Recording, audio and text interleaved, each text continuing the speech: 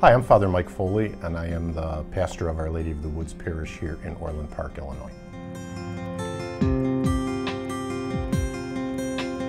So Our Lady of the Woods is about 2,700 families. We were founded in 1984 with 300 families, and over the years we've grown, in part because people have joined the parish, but also in part because of new housing and that sort of thing. So we're 2,700 families, about 7,000 individuals. This is a Roman Catholic church, Our Lady of the Woods. So we are part of the Archdiocese of Chicago, which has 356 parishes in Cook and Lake County. We have a fairly large staff. We have a religious ed program with 700 students, so we have a full-time director of religious education as well as 2 people who work in the office and support roles. We have a director of liturgy, 2 pastoral associates, one that coordinates the ministries of care, reaching out to the homebound, bereavement ministries, those sorts of things, one that does adult faith formation, business manager, parish secretary.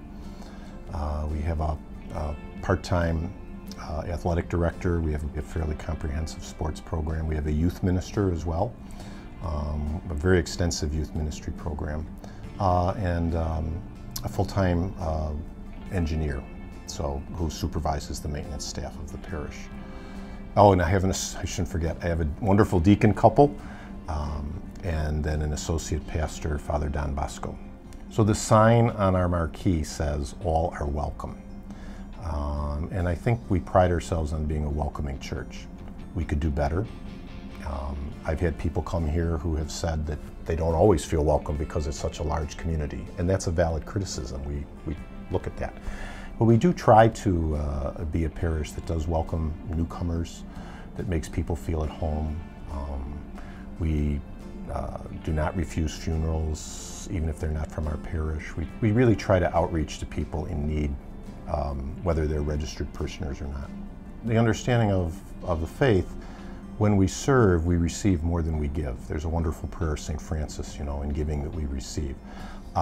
We have a lot of ministries that are involved with service. Everything from our own faith community service to the homebound. We have a Vincent de Paul Society, which is a group of laymen and women who serve the needs in this community and beyond, including parishioners that might be experiencing some significant financial need, or people who aren't parishioners but who live in the Orland area. So many of them are not Catholic that we serve.